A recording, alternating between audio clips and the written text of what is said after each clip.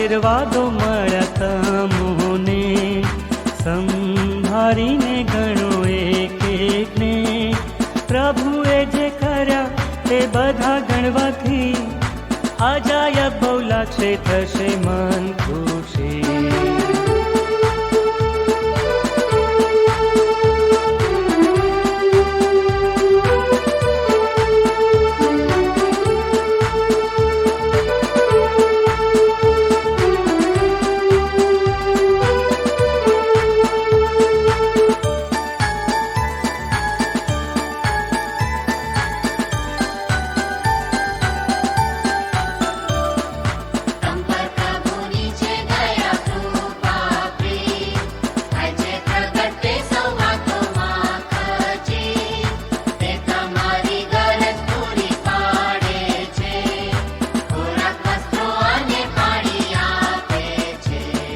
આશીર્વાદો મળ્યા તમોને, સંભાળીને ગણો એક એકને. પ્રભુએ જે કર્યા તે બધા ગણવાથી અજાયબ બહુ લાગશે, થશે મન ખુશી.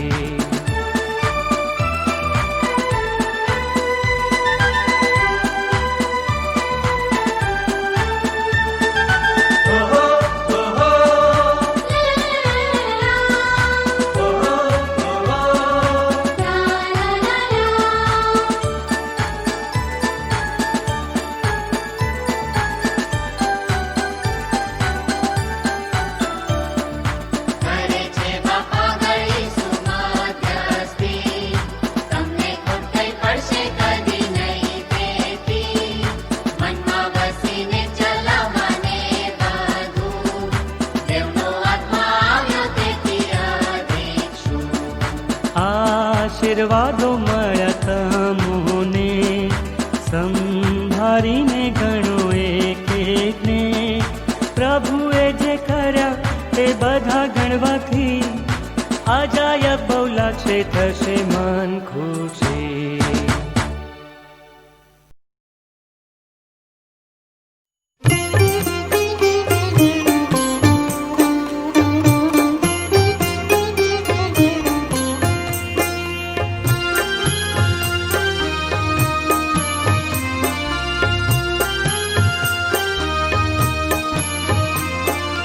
આપો પ્રભુને આનંદ, વાલાઓ દેવના.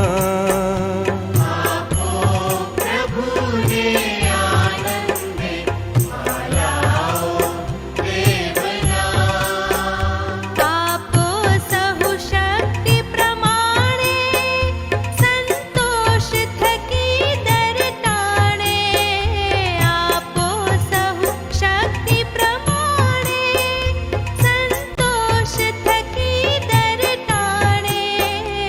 નવ હાથ ડાબો જાણે રે, વાલાઓ દેવના. આપો પ્રભુને આનંદ, વાલાઓ દેવના.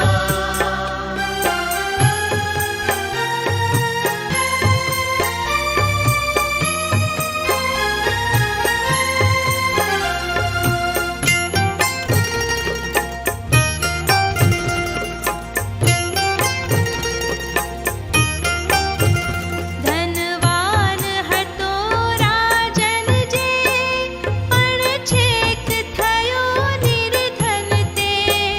ધનવાન હતો રાજન જે, પણ છેક થયો નિર્ધન તે.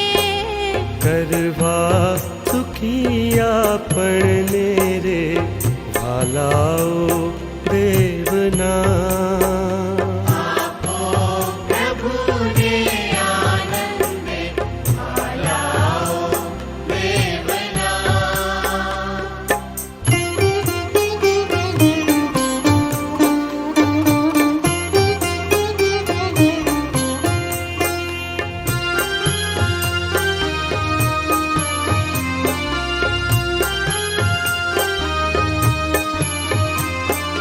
આપો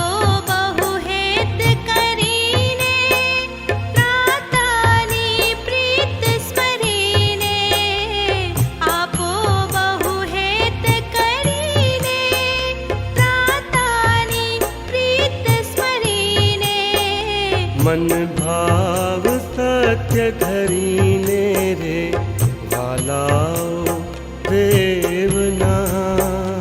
आपो प्रभु ने आनंद भालाओ देवना।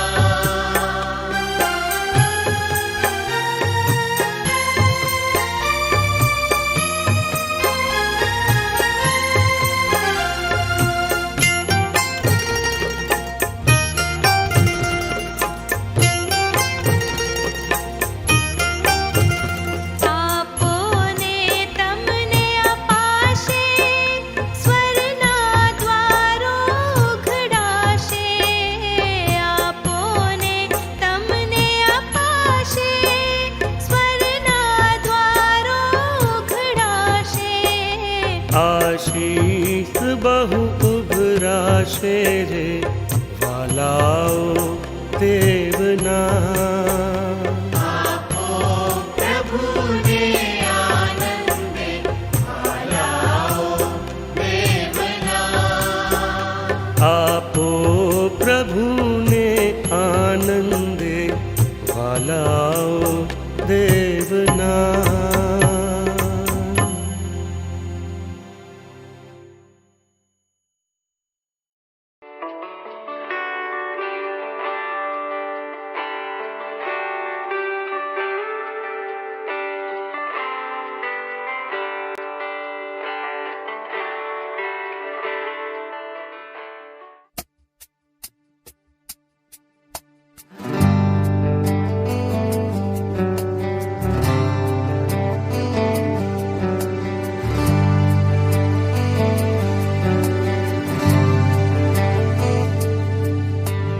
क्या दे सकता हूँ, क्या ला सकता हूँ, कहता तुझे बस शुक्रिया।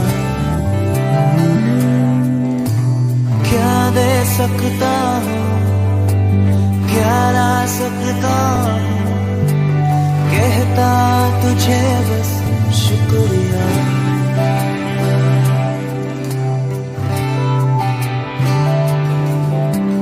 तुझ में ही मेरी सुबह, तुझ में ही हर शाम, तुझसे ही करता शुरू हर कोई काम।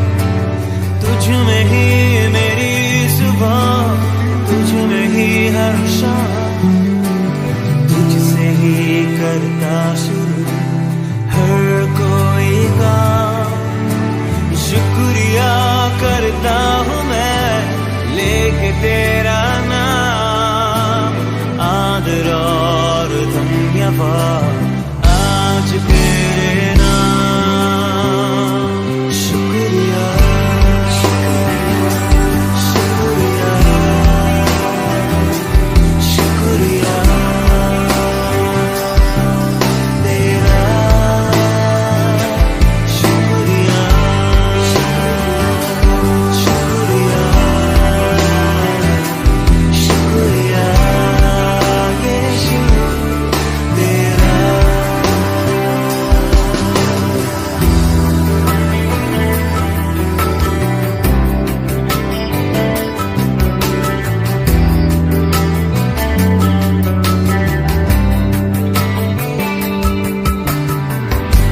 सारी दुनिया तेरी है,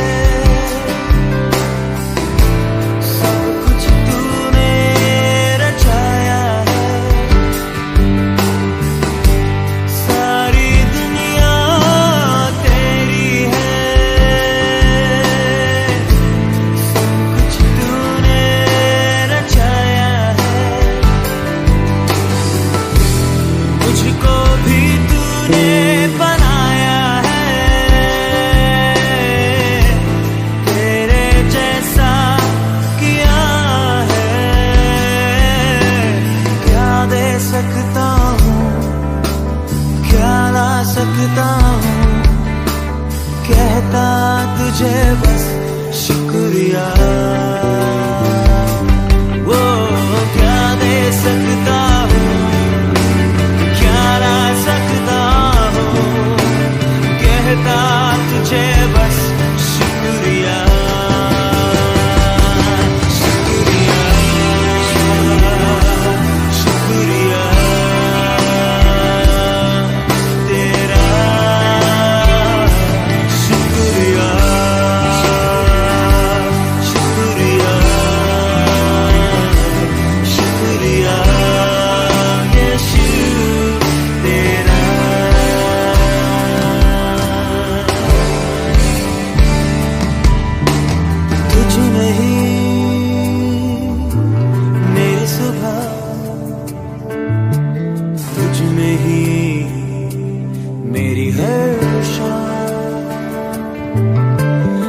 तुझ में ही मेरी सुबह, तुझ में ही मेरी हर शाम। शुक्रिया शुक्रिया शुक्रिया तेरा, शुक्रिया शुक्रिया शुक्रिया यीशु तेरा।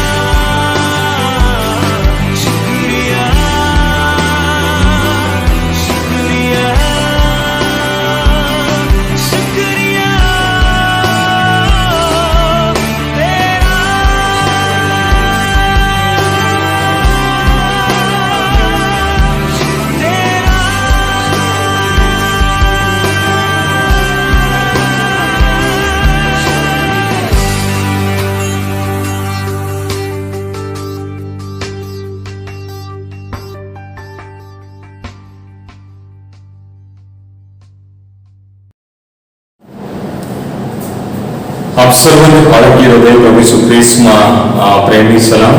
તમારી પાસે ફરી એકવાર પ્રભુનું વચન લઈને આવ્યો છું તો ગૌરવ અનુભવું છું અને પ્રભુએ બાઇબલ અભ્યાસમાં આશીર્વાદ આપ્યો છે અને વધુને વધુ આત્મિક રીતે દ્રઢ અને મજબૂત થઈએ એ માટે પ્રભુ આપણને કૃપા આપે. પ્રાર્થના કરીએ. સનાતન અને ગૌરવનું પિતા, ફરી એકવાર અમે તમારી પાસે આવીએ છીએ. અમારા હૃદયની પરિસ્થિતિને તમે જાણો છો, અંતર્યામી ઈશ્વર છો, તપાસી જુઓ છો અને યોગ્ય સમયે પ્રભુ તમે અમને તેનો બદલો આપો છો. ફરી એકવાર પ્રભુ અમારા હૃદયને સ્પર્શ કરો. અમારી જે લાગણીઓ છે, પ્રાર્થનાઓ છે, અમારા હૃદયના જે ઊંડા વિચારો છે અને આ જ્યારે આ જગતમાં રહીએ છીએ તો જગતમાં ભયંકર સંકટ છે, મુશ્કેલી છે, દુઃખ છે, ત્યારે બધાની સામે ટકી રહેવાને માટે તમારા હાથમાં અમને સ્પર્શ કરો. તમે બોલો, તારા લોક સાંભળે છે. હું જબરપાતને તમારા હાથમાં મૂકું છું. મારી નહીં પણ તારી ઈચ્છા પ્રમાણે અમને દોરને ચલાવો. દેવની મંડળી આ પૃથ્વી પર છે ત્યારે ડાળ, એમ અને કરચલી વગર નહીં થાય અને દેવને મળવાને માટે તૈયાર થાય એ માટે પ્રભુ અમે તૈયાર થઈએ, આત્મિક શણગારથી પોતાને શણગારીએ એવી સહાય માંગીએ છીએ. ઈસુ પ્રભુના નામમાં માંગ્યું. આમેન. આ સમય જ્યારે પ્રભુના વચનમાંથી મનન કરવા માંગીએ છીએ ત્યારે યોહાનની લખેલી સુવાર્તા અને તેનો 8મો અધ્યાય 1 થી 11મી કલમ. બહુ સરસ પ્રભુ ઈસુ ખ્રિસ્તનું એક ચિત્ર રજૂ કરવામાં આવ્યું છે અને પાપી વ્યક્તિ અને પાપની સામે પ્રભુ ઈસુ ખ્રિસ્ત સ્ટેન્ડ લે છે અને બહુ અદ્ભુત રીતે વ્યક્તિનો બચાવ કરે છે, એને નવું જીવન આપે છે, નવી આશા આપે છે, નવો માર્ગ દેખાડે છે અને પ્રભુ એને આશીર્વાદ આપે છે. એ પાત્ર સંબંધી આપણે વિચાર કરીશું. 3 તબક્કામાં આપણે જોવા માંગીએ છીએ. તો યોહાનની સુવાર્તાની જે વિશિષ્ટતાઓ છે અને તેના જે લખાણો છે તે સંબંધી થોડો વિચાર કરીશું અને યોહાન 8મા અધ્યાયમાં જે પાત્ર છે એ સ્ત્રી સંબંધી અને છેલ્લે શા માટે આ પૃથ્વી પર વધસ્તંભ ઉપસી આવ્યો અને તેનું કારણ શું અને પવિત્ર શાસ્ત્ર બાઇબલના વચનો દ્વારા એનો ખુલાસો આપણે પ્રાપ્ત કરીશું. યોહાનની સુવાર્તા સંબંધી વિચાર કરીએ તો મૂસાના સમયમાં નિર્ગમન 3 અધ્યાયની 14મી કલમમાં મૂસાએ પ્રશ્ન પૂછ્યો કે તું કોણ છે? ત્યારે બહુ ડાર્ક અક્ષરે લખવામાં આવ્યું કે હું જે છું તે છું. ઈશ્વરે એની સાથે વાત કરી. યહોવાની જે વ્યાખ્યા છે યશાયા 40 અને 18મી કલમમાં મળે છે કે તમે મને કોની સાથે સરખાવશો? આ પૃથ્વી ઉપર એવી કોઈ બાબત નથી, સમુદ્રના ઊંડાણમાં એવી કોઈ બાબત નથી, કે આકાશમાં એવી કોઈ બાબત નથી કે તમે ઈશ્વરને તેની સાથે સરખાવી શકો. તો વ્યાખ્યા આ મળે છે કે જેને કોઈની સાથે સરખાવી ન શકાય તે યહોવા, આ શબ્દનો ઉલ્લેખ આમાં આપવામાં આવ્યો છે. મૂસાનો જે પ્રશ્ન હતો કે તું કોણ છે, અને ઈશ્વરે વારંવાર એ જે મુસાફરી દરમિયાન મૂસાની જે હતી ત્યાં ઈશ્વરે ઘણા બધા કાર્યો કર્યા, ચમત્કારો કર્યા, અને એણે પોતાની ઓળખાણ આપવા માટે હંમેશા પ્રયત્નશીલ રહ્યા. ત્યાર પછી પણ ઘણા બધા ન્યાયાધીશો, પ્રબોધકો, રાજાઓ અને છેલ્લે મોટા બધા પ્રબોધકો આવ્યા અને ઈશ્વરે એમની સાથે વાત કરી, અને તોય તે લોકો સમજી શક્યા નહીં.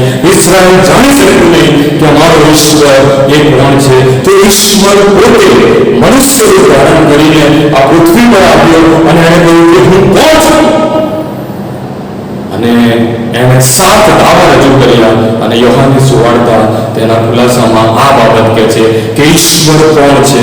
અને જો આપણે તેનો અભ્યાસ કરો એ 7 દાવાનો, તો પહેલો જે દાવો છે 6ઠ્ઠો અધ્યાય 35મી કલમમાં કે હું જીવનની રોટલી છું.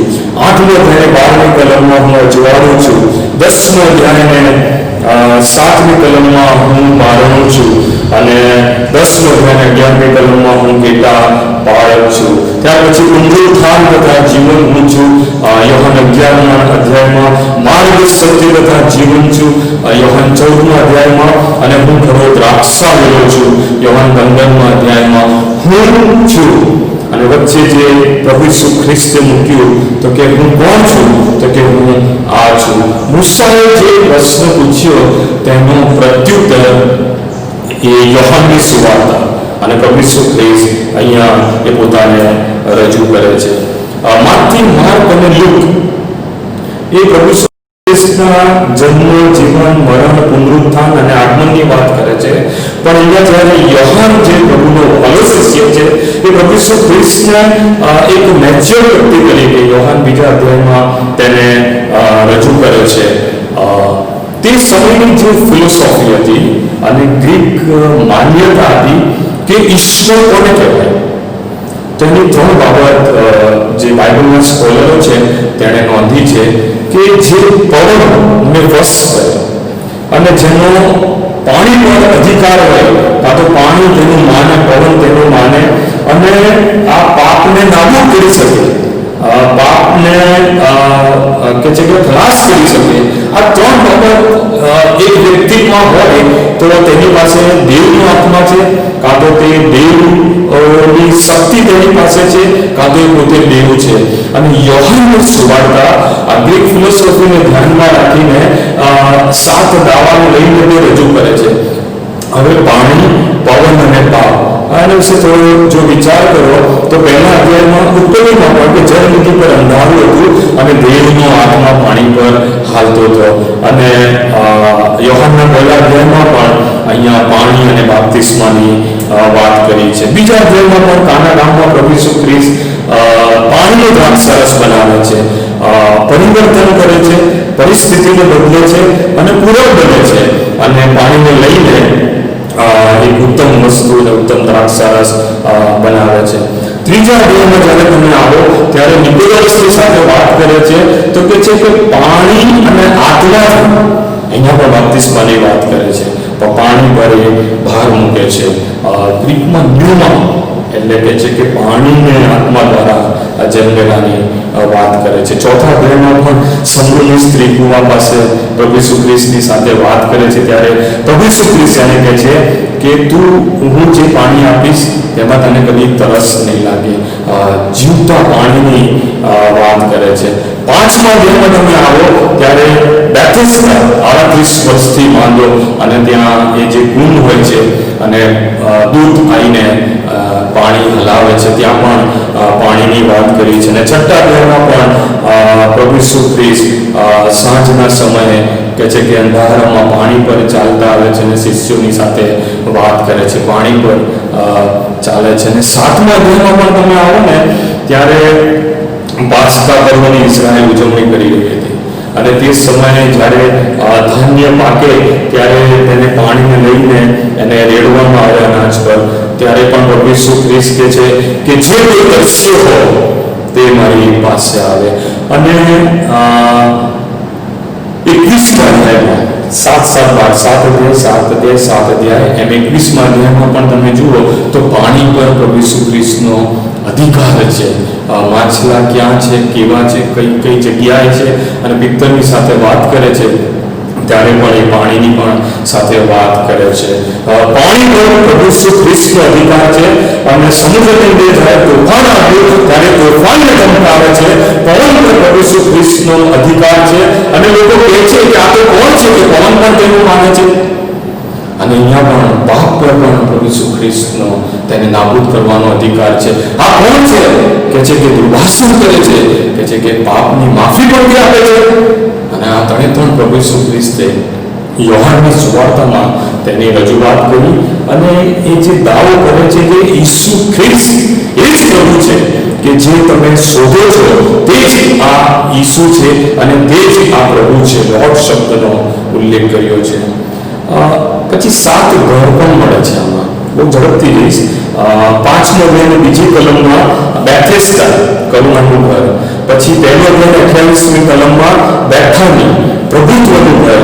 પછી 7મો અધ્યાય 42મી કલમમાં બેથલેહેમ, એટલે કે છે કે રોટલીનું ઘર. અને બેથાની 11મો અધ્યાય 8મી કલમમાં દુઃખ સહન કરનારું ઘર. અને પછી બીજા 2 ઘર છે યોહાન 15મા અધ્યાયમાં અને યોહાન 17મા અધ્યાયની છેલ્લી કલમમાં કહે છે કે તમે મારામાં રહો અને હું તમારામાં રહું. હૃદય એ ઈશ્વરનું ઘર છે, એ માહે આવવા માંગે છે. અને યોહાન 14માં 7મું જે ઘર છે કે હું બાપની પાસે જાઉં છું, બાપના ઘરે જાઉં છું, તમારે સારું જગા તૈયાર કરવાના માટે ને ઘર તૈયાર કરવાને માટે જાઉં છું. યોહાન આ 7 ઘરની બહુ અદ્ભુત વાત કરે છે. અને આ યોહાનની સુવાર્તા. હવે આ સાથે દાવાઓને તમે લઈ લો તેમાં જીવન પર ભાર મૂક્યું છે. માર્ગ, સત્ય તથા જીવન, દરેક જગ્યાએ પુનરુત્થાન તથા જીવન. કહે છે કે પ્રભુ ઈસુ ખ્રિસ્તની જો મુખ્ય કલમ હોય આ સુવાર્તાની અંદર તો યોહાન 10 અને 10 કે તમને જીવન મળે અને પુષ્કળ મળે માટે હું આવ્યો છું. પ્રભુ ઈસુ ખ્રિસ્તનો આ પૃથ્વી પર આવવાનો મૂળભૂત હેતુ મને તમને જીવન મળે. અને જીવન સંબંધી અહીંયા 8મા અધ્યાયમાં વાત કરી છે. અને જ્યારે 8મા અધ્યાયમાં જ્યારે અભ્યાસ કરીએ છીએ ત્યારે અહીંયા પ્રભુ ઈસુ ખ્રિસ્ત દાવો કરે છે 6 અધ્યાય 35મી કલમમાં કે હું જીવનની રોટલી છું. આ જ્યારે ફકરો વાંચ્યો અને તેની જો પ્રસ્તાવના તમે જુઓ ને તો 8મો અધ્યાય પહેલી કલમથી નહીં પણ 7મો અધ્યાયને 53મી કલમમાંથી શરૂ થાય છે કે પછી તેઓ પોતાને ઘરે ગયા પણ ઈસુ જૈતુનના પાડે ગયો. માની લો તમારી પાસે ઘર છે, બધું જ છે, અને પ્રભુ ઈસુ ખ્રિસ્ત વાત કરે લોટડાને ઘર છે, પક્ષીને માળો છે, પણ માણસ ના રહેવાને માટે કોઈ ઘર કે કામ નથી. આ છે ઈસુનું અજોડપણું. અને અદ્ભુત રીતે પ્રભુ ઈસુ ખ્રિસ્તને અહીંયા એક રજૂ કરવામાં આવે છે કે ઈસુનું ઘર નહોતું. અને કહે છે કે લોકો પોતપોતાને ઘરે ગયા પણ કહે છે કે પ્રભુ કે જૈતુન પહાડ પર ગયો. પ્રભુને રહેવાને ઘર નહોતું એની અહીંયા રજૂઆત કરે છે. હવે અહીંયા એક પ્રશ્ન થાય છે કે સ્ત્રીને પ્રભુ ઈસુ ખ્રિસ્તની પાસે લાવે છે. ઘણા બધા ગામો, ઘણા બધા પાપીઓ અને ઘણા બધા લોકો એક કાવતરું રજૂ કરે છે અને કહે છે કે આપણે સ્ત્રી એમના માટે મહત્વ નથી, તેનું પાપ એના માટે મહત્વ નથી, પણ પ્રભુ ઈસુ ખ્રિસ્તને તર્ક વિતર્કમાં આપણે કઈ રીતે ફસાઈએ અને આ ઈસુને કોઈક રીતે સજા થાય તે માટે ધાર્મિક આગેવાનોનું એક જૂથ ભેગું થાય છે અને ત્યાં પ્રભુ ઈસુ ખ્રિસ્તની સાથે એક રજૂઆત કરે છે. ફાધર વોલેસ પુસ્તક છે એમાં એક બહુ અદ્ભુત વાત કરી છે કે જો તમારે બહુ મોટા થળને સળગાવવું હોય તો પહેલાં કચરો મારવો પડે અને પછી એ મોટું થળ સળગે છે. પ્રભુ ઈસુ ખ્રિસ્તના કાર્યોની પદ્ધતિ પણ આ જ હતી કે કચરાયેલા ગરીબ લોકો, અનાથ લોકો, ભિખારી લોકો કે જેમની પાસે કોઈની પાસે કશું જ નહોતું અને વિધવાઓ કહે છે કે ત્યાં પ્રભુ ઈસુ ખ્રિસ્તે અદ્ભુત સેવા કરી. આજે પણ ધાર્મિક આગેવાનો અને જે ધાર્મિક રાજકીયતામાં જે લોકો લીડરશીપ લે છે ત્યાં પણ કહે છે કે હું ને તમે જે શું કરી રહ્યા છે એ આપણે જાણતા નથી, પણ આ ફકરાનો જ્યારે અભ્યાસ કરીએ છીએ ત્યારે પ્રભુ ઈસુ ખ્રિસ્ત આપણને એક નવો આશીર્વાદ આપે છે અને અહીંયા એક નવી બાબત શીખવે છે. શબ્દો કરતાં જીવન મહત્વનું હોય છે અને મારા શબ્દોની સાથે જો મારું જીવન સંકળાયેલું ના હોય તો મારું કોઈ સાંભળતું નથી અને વ્યર્થ છે. 8 અધ્યાયની 4th કલમમાં વ્યભિચારી કરતા સ્ત્રી પકડાઈ. હવે આ સ્ત્રીને પ્રભુ ઈસુ ખ્રિસ્તની પાસે લાવે છે અને એ ચિત્ર અને ટોળાનો અભ્યાસ કરો તો એને પથ્થર મારવાને માટે તે લોકો તૈયાર હતા.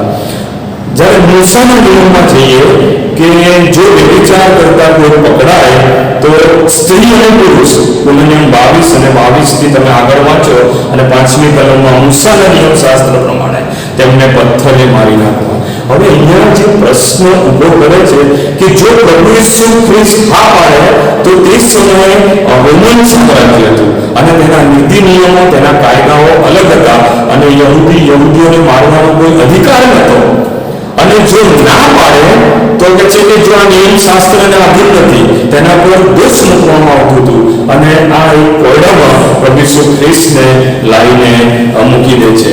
હવે આ સ્ત્રી એને જીવન આપવાનું છે. યોહાન 10 અને 10 માં કહ્યું છે કે તમને જીવન મળે ને પુષ્કળ જીવન મળે માટે હું અહીંયા આવ્યો છું. ઘણા બધા વિદ્વાનો એ લખે છે કે પ્રભુ ઈસુ ખ્રિસ્ત એટલા બધા શરમાઈ ગયા અને આ સ્ત્રીની સામે એને સ્ટેન્ડ લેવાનું હતું, એને જીવન આપવાનું હતું, એનો બચાવ કરવાનો હતો, એના જીવનનું પરિવર્તન કરવાનું હતું. તેના માટે પ્રભુ ઈસુ ખ્રિસ્ત ત્યાં ઉભા રહ્યા અને એની સાથે વાત કરે છે. પણ વાત કેવી રીતે કરે છે કે આંગળીના ટેરવા દ્વારા, કે તમારામાં જો કોઈ દોષ વગરનું હોય તો તે પહેલો પથ્થર મારે.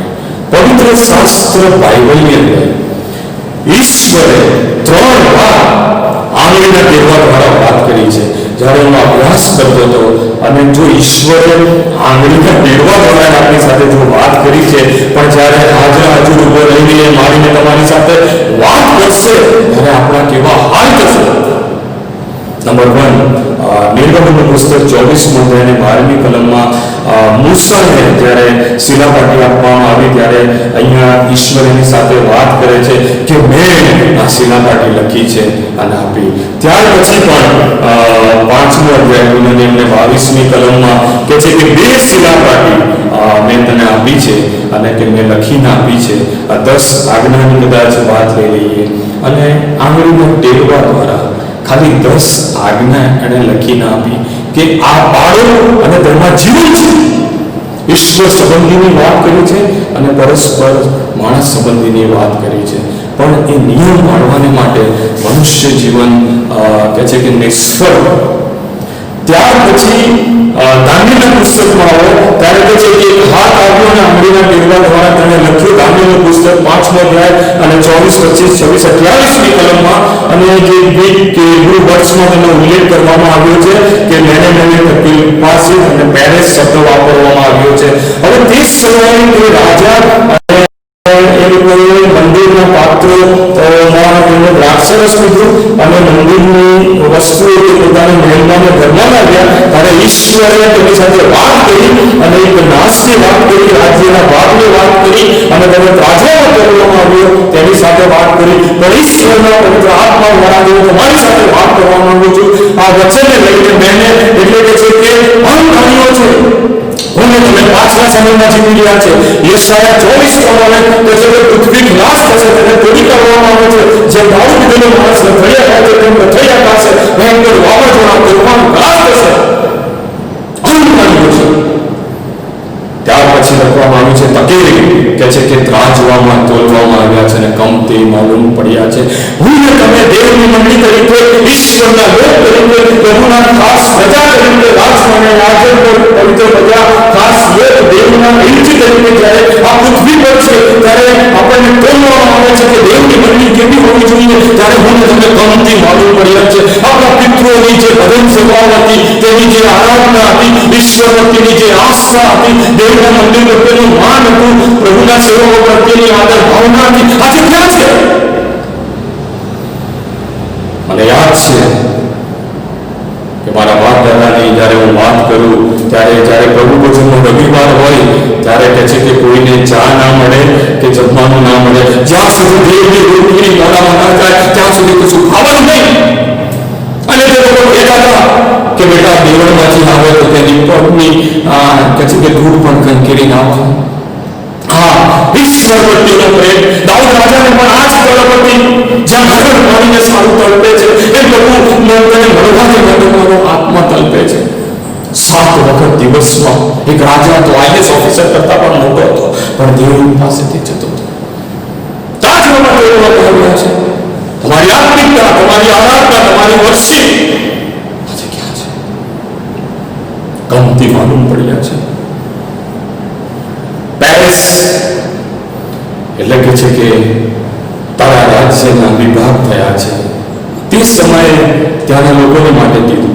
અને આજે આ સંબંધી વિચાર કરીએ તો આજે કેટલા બધા ભાગલા, મોટા મોટા બધું મંદિરો બંધાય છે પણ મંડળીઓ તૂટી રહી છે. કેટલી બધી સંસ્થાઓ, એનો રિપોર્ટ જો આખો બધો ભેગો કરવામાં આવ્યો હોય તો આ ભારત દેશ આખો તારા પામી ગયો હોય.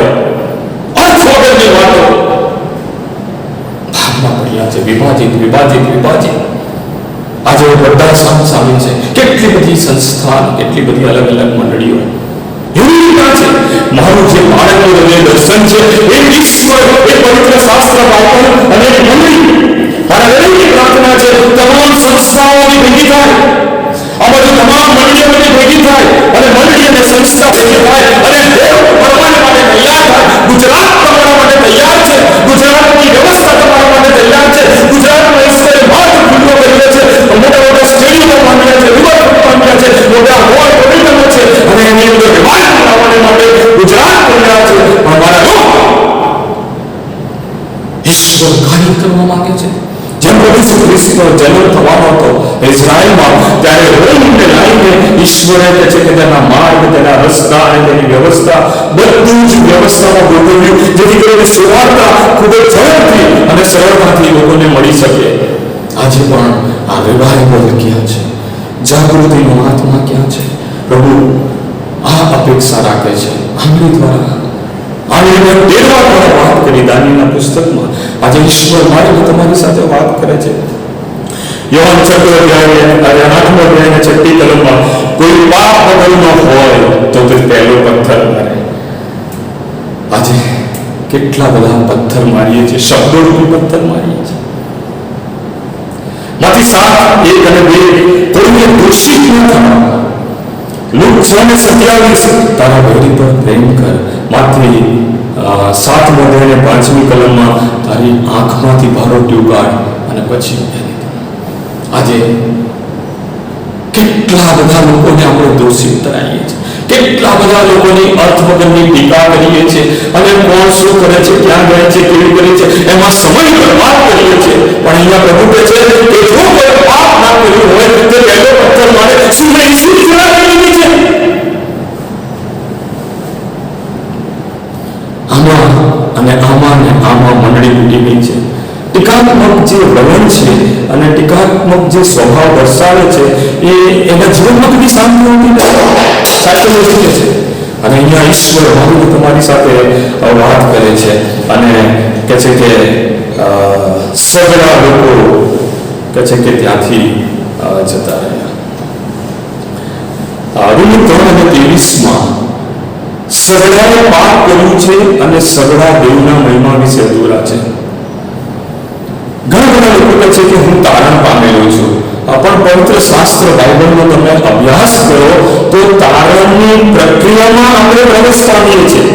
અને આખરી તારણ એ તો કહે છે કે આકાશમાં જ્યારે તમે દેવના ઘરમાં જશો પૃથ્વી પરનું જે તારણની જે પ્રક્રિયા છે તેમાં ધીરે ધીરે આપણે દ્રઢ અને મજબૂત થવાનું છે, આત્મિક રીતે દેવને મળવાને માટે આપણે તૈયાર થવાનું છે, એ તારણ છે. અને અહીંયા આપણે એક ચિત્ર ઊભું થાય છે, બધા લોકો મૂકીને જતા રહે છે.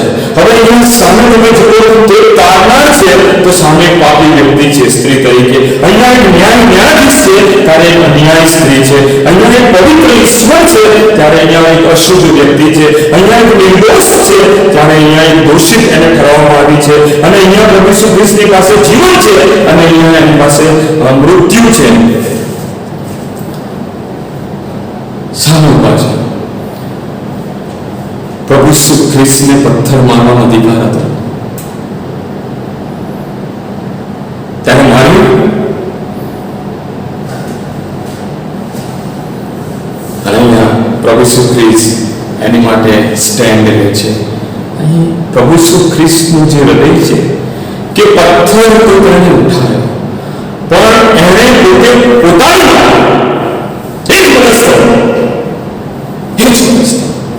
અને જે પાપ અને અહીંયા પ્રભુ ઈસુ ખ્રિસ્ત વાત કરે છે, સ્ત્રીને કહે છે કે ભાઈ જા, હવેથી તું પાપ ના કરીશ. પહેલો લખાણ 3 અને 4 પાપ એ જ નિયમ ભંગ છે અને ગ્રીકમાં તેને અમારે ત્યાં કહે છે કે નિશાન ચૂકી જવું. દેવના જે વચનો છે તેની આધીનતામાં અને તેની પવિત્રતામાંથી હું ને તમે બહાર નીકળી જઈએ છીએ ત્યારે નિશાન ચૂકી જઈએ છીએ. આપણે પાપને કદી જોઈ શકતા નથી, પણ તેનો અનુભવ કરી શકીએ છીએ. પાપ આપણા પર અધિકાર ચલાવે છે અને બાઇબલની અંદર ઘણા બધા પરિણામો તેને જાહેર કરવામાં આવ્યું છે. અને ઉપરમાંથી જે જોવા મળે છે, આદમ અને હવા પાપ કર્યું તો આખી એદનવાડી તેને ગુમાવી. ઈશ્વર એને જે અધિકાર આપ્યો હતો પૃથ્વી પર તે તેને ગુમાવ્યો. પછી કાઈન અને હાબેલ એક ભાઈએ મારી નાખવામાં આવ્યો. તમામ જે નૈતિક મૂલ્યો છે અને સારાપણું છે ઈશ્વર આપણા હૃદયમાં મૂક્યું છે, એ પાપ ખલાસ કરી નાખે છે. અને પાપ એક એવી જાળ છે કે માણસને અંદર ફસાતા વાર થતી નથી. જ્યાં સુધી પ્રભુ ઈસુ ખ્રિસ્ત તેનો નિકાલ ના કરે ત્યાં સુધી એ પાપની જે અસર છે અને તેની જે તાકાત અને શક્તિઓ છે એ વધારે મજબૂત અને મજબૂત થતી જાય છે. પાપ હંમેશા ભાગલા પડાવે છે, ભાઈ ભાઈની વિરુદ્ધ કરે છે, કુટુંબની વિરુદ્ધ કરે છે અને ઈશ્વરની વિરુદ્ધ પાપ આપણને લઈ જાય છે. લોકોની સાથે રમત કરાવે છે અને એ પાપની દિવાલ તોડવા માટે અહીં પ્રભુ ઈસુ ખ્રિસ્ત સ્ટેન્ડ લે છે. આ પાપની સ્ત્રી હતી, વ્યભિચારી સ્ત્રી હતી, તેને પથ્થર મારી નાખવાની માટે લોકો તૈયાર થઈ ગયા હતા. પણ પ્રભુ ઈસુ ખ્રિસ્ત અહીંયા સ્ટેન્ડ લે છે કે તને જીવન મળે અને પુષ્કળ મળે માટે હું આવ્યો છું. અને આ સ્ત્રીને દોષિત ઠરાવવામાં આવતી નથી અને કહે છે કે તું ચાલી જા, હવેથી પાપ ના કરીશ. આ પ્રભુ ઈસુ ખ્રિસ્તનું એક ચારિત્ર અહીંયા રજૂ કરવામાં આવ્યું છે. જ્યારે પ્રભુ ઈસુ ખ્રિસ્ત વધસ્તંભને ઉંચકીને કોરડાનો માર ખાતા ખાતા એ ગલગથાની ટેકરી પર જતા હશે ત્યારે આ સ્ત્રીએ જોયું હશે કે આ ઈસુએ એના માટે સ્ટેન્ડ લીધું છે અને એનું હૃદયનું જે ચોક્કસ ઠોકાઈ ઉઠ્યું છે, કોઈ ઈસુ આ વધસ્તંભ તારો નથી, આ વધસ્તંભ તો મારો છે. આપણા પ્રાણને લીધે ચડાવ્યો, આપણા પાપને માટે પણ તેને નિંદાયો અને આપણને માફ કરવાને માટે તેણે સ્ટેન્ડ લીધું. અને શા માટે વધસ્તંભ ઉપજી આવ્યો તેની થોડી પડો આપણે એક નાનો અભ્યાસ કરીએ. પ્રશ્ન છે કે શા માટે આ વધસ્તંભ ઉપસી આવ્યો. માંથી 20 અને 28માં ઘણા લોકો તેની ખંડણીને સારું કે છે કે જીવ આપવામાં આવ્યો. ખંડણી શબ્દ છે. કોલોસી 1 અને 14માં તેનામાં મુક્તિ છે, તેનામાં ખંડણી છે અને તેણે કિંમત ચૂકવી છે. નિર્ગમન 3 અને 14માં હું છું જે છું તે છું. આ જે શબ્દનો બીજો પણ અર્થ કરો તો એ પરફેક્ટ છે. ઈશ્વર બોલ્યું છે તો તે તેનામાં કદી ફેરફાર ના કરે કે પાપ કરે તે માર્યો જાય, જે પાપ કરે તે માર્યો જાય અને તેણે એ શિક્ષા કરવાની જ છે. અને પ્રભુ ઈસુ ખ્રિસ્તમાં અને દેવબાપ એ મનુષ્યના જીવનના પાપને લઈને કેવી રીતે કાર્ય કરે છે. હવે જૂના કરારને થોડી કલમો લઈને થોડો જો અભ્યાસ કરીએ તો એસ્કેલ કવિતાનું પુસ્તક 8મો અધ્યાય 16 થી 18ની કલમમાં કે મંદિરમાં રહીને સૂર્યની પૂજા કરતા હતા, ધિક્કાર પાત્ર કૃત્યો ન કરે છે અને મને વિશેષ રોષ ચડાવ્યો છે. એટલે ઈશ્વર ગુસ્સે થાય છે અહીંયા પાપને લીધે. કે છે કે હું કોપાયમાં કહું છું ને મને રોષ ચડ્યો છે. હજકેલ 36 અને 5 તેઓની વિરુદ્ધ હું આવેશથી અને કે છે કે ઈર્ષાથી બોલીશ. હવે પ્રેમથી વાત નહીં કરું, હવે હું ખૂબ જ ગુસ્સાથી તેમની સાથે વાત કરીશ. હજકેલ 5 દેવની કલમમાં આ રીતે મારો ક્રોધ સમાપ્ત કરીશ અને કે છે કે મારો સંપૂર્ણ ક્રોધ કે છે કે તેઓમાં હું ખલાસ કરી નાખીશ. અને નાહુમ 1 અને 6 કે છે કે ઈશ્વર ઉગ્ર ક્રોધથી બોલ્યો છે ને તેની આગળ કોણ ઊભું રહી શકે ને આવશ્ય શબ્દનો ઉલ્લેખ કર્યો છે. હવે ઈશ્વરે શું કીધું? પ્રબોધક દ્વારા ઇઝરાયલની સાથે વાત કરી કે હું હવે તમારી સાથે સખત ગુસ્સામાં અને ક્રોધમાં આવીને હું મારો ન્યાય કરીશ, એટલે કે તમારું બધું ખલાસ કરી નાખીશ. હવે બીજી બાજુ જ્યારે હોશિય પ્રબોધક આવે છે ત્યારે તે ઈશ્વરના હૃદયના વિચારોને રજૂ કરે છે. તો 11 કલમ હોશિય પ્રબોધક 11 કલમમાં કે હું તમને સી રીતે કરજો, હું તમને સી રીતે સોંપી દઉં, હું તને સી રીતે તારા આવા હાલ કરું, હું સી રીતે તારી સાથે આ રીતે વર્તું. એના હૃદયમાં ઉથલ પાથલ થાય છે કે એક બાજુ તો એ મારી પ્રિય પ્રજા છે, મારું મિશન છે, મારું માધ્યમ છે, મને પ્રગટ કરવાનું સાધન છે અને ઇઝરાયલ દ્વારા વિશ્વને હું જણાવવા માંગુ છું કે યહોવા એ કોણ છે. પણ હું જો એમને ખલાસ કરી નાખીશ તો એના હૃદયમાં પાછો પ્રેમ ઉપજે છે કે એ ક્યાં હતા, કેવી પરિસ્થિતિમાં હતા, ત્યાંથી કે છે કે હું તેમને અહીંયા લાવ્યો છું. એક મંથન થાય છે. એક નાનો દાખલો આપું કે સ્કૂલની અંદર એક નાનો છોકરો બહુ તોફાન કરતો હોય છે અને સ્કૂલના પ્રિન્સિપાલે એવું નક્કી કર્યું હતું કે બહુ તોફાન કરે અને સ્કૂલને નુકસાન કરે ત્યારે કહે છે કે તેને જાહેરમાં લાવવો અને તેને સોટીનો માર મારવો. હવે એ છોકરાને જ્યારે લાવે છે અને એને જ્યારે માર મારવાનો સમય આવે છે અને પ્રિન્સિપાલ જ્યારે હાથમાં સોટી લે છે અને સામે છોકરા તરફ જોવે છે તો એનો દીકરો હતો અને એને શિક્ષા કરવી છે કારણ કે પ્રિન્સિપાલ જેને નિયમ બનાવ્યો છે.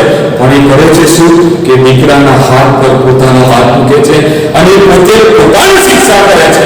ઈશ્વરે આવું કર્યું કે હું શિક્ષા કરીશ, હું બોલ્યો છું પણ હું તમને શિક્ષા નહીં કરું, હું પોતે પોતાની શિક્ષા કરીશ. અને એ જ વ્યવસ્થા માટે આ વધસ્તમ ઉપસી આવ્યો. ઈસાસર 85 અને 10 ન્યાય કરાય તથા શાંતિએ એકબીજાની સાથે ચુંબન કર્યું. વધસ્તમ એ ઈશ્વરનો ન્યાય હતો, એ પાપની શિક્ષાનું પરિણામ હતું.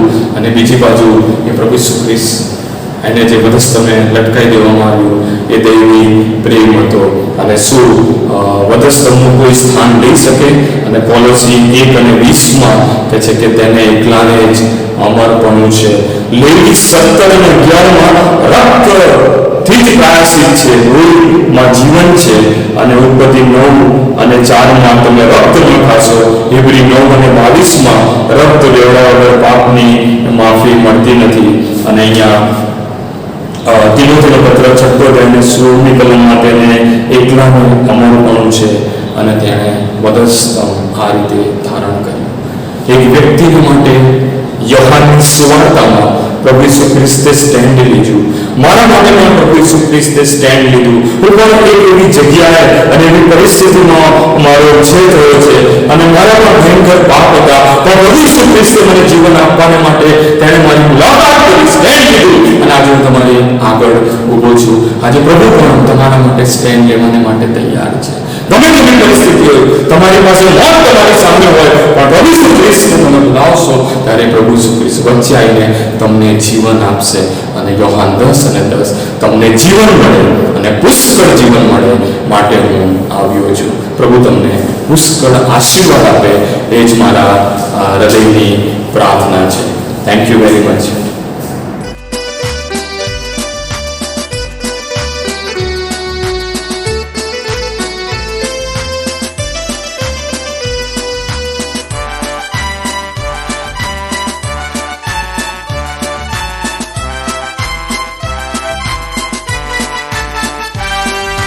જ્યારે યુદ્ધ ને વેરી કરે જોર. ઈસુ થજે આગેવાને અમને આગળ દોર.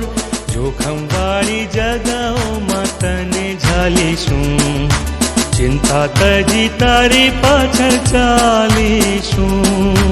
પાછળ પાછળ તારી પાછળ ચાલીશ, સૌ જગા જ્યાં હોય ત્યાં પાછળ ચાલીશું. પાછળ પાછળ તારી પાછળ ચાલીશ, જ્યાં જ્યાં દોરી લેશે પાછળ ચાલનાર છું.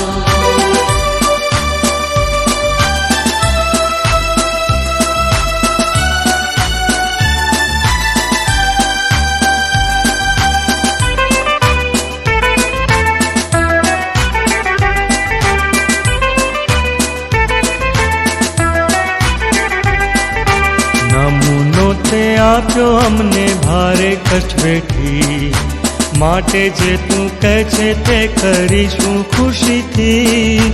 તારો નમૂનો લઈને આજ્ઞા પાળીશું, પ્રીતિ થકી તારી પાછળ ચાલીશું. પાછળ પાછળ તારી પાછળ ચાલીશ, સૌ જગા જ્યાં હોય ત્યાં પાછળ ચાલીશું. પાછળ પાછળ તારી પાછળ ચાલીશ, જ્યાં જ્યાં દોરી લેશે પાછળ ચાલનાર છું.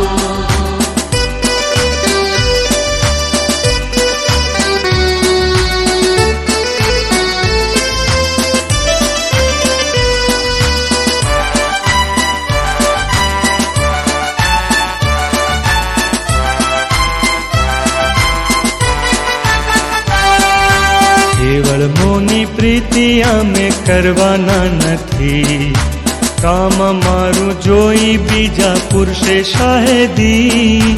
દેવનું કામ કરવામાં પૂરું મન પણ રાખીશું, દુઃખ વેઠીને તારી પાછળ ચાલીશું. પાછળ પાછળ તારી પાછળ ચાલીશ, સૌ જગા જ્યાં હોય ત્યાં પાછળ ચાલીશું. પાછળ પાછળ તારી પાછળ